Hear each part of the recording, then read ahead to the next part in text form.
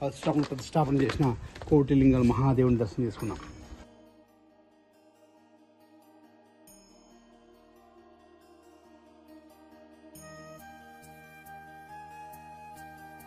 मतलब परशुराम जी ने यहाँ पर शिव जी को पूरा एकदम तपस्या करके पूरा एकदम पाप किया था.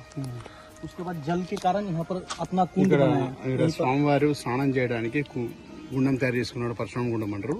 ఇక్కడ ఈ చెట్టు కింద ఉంది కదా, ఈ చెట్టు కిందనే పరశురాముడు తపస్సు చేసి ఇక్కడ శివుని ప్రసన్నం చేసుకున్నాడు అనమాట.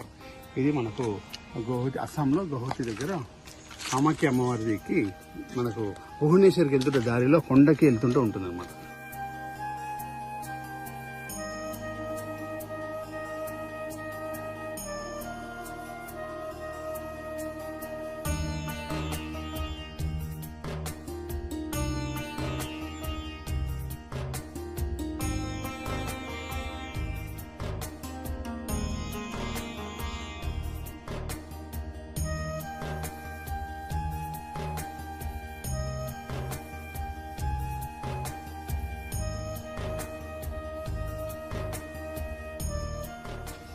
స్వామివారి ఇక్కడ అంతా బిల్వ చెట్టు, బిల్వ చెట్టు తీసేసి అయితే ఇక్కడ గుప్త గణేశుడు ఉంటాడు. తర్వాత స్వామివారి కోటి లింగాలు అని ఈ గుహ లోపల ఉంటాయి. స్వామివారి ఇక్కడ ప్రతిష్టాపన చేసిన కోటి లింగాలు. సాక్షాత్ ఇక్కడ శివుడు ప్రసన్నమయ్యాడు అనమాట. స్వామివారి తపస్సు చేసి ప్రసన్నం చేసుకున్న పరశురాముడు.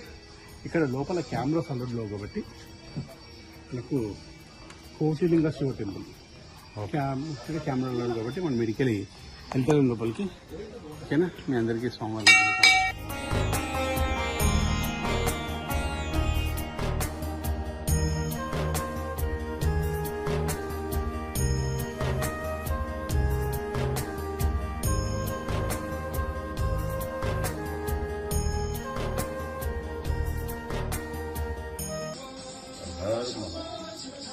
ఇక్కడ స్వామివారు పరశురాముడు హోమగుండాన్ని ఇక్కడ ప్రజలు నిత్యం హోమం చేస్తుండే అప్పుడు వెలిగించింది కూడా ఇప్పటికే వెలుగుతుందని అంటున్నారు గురుజీలు.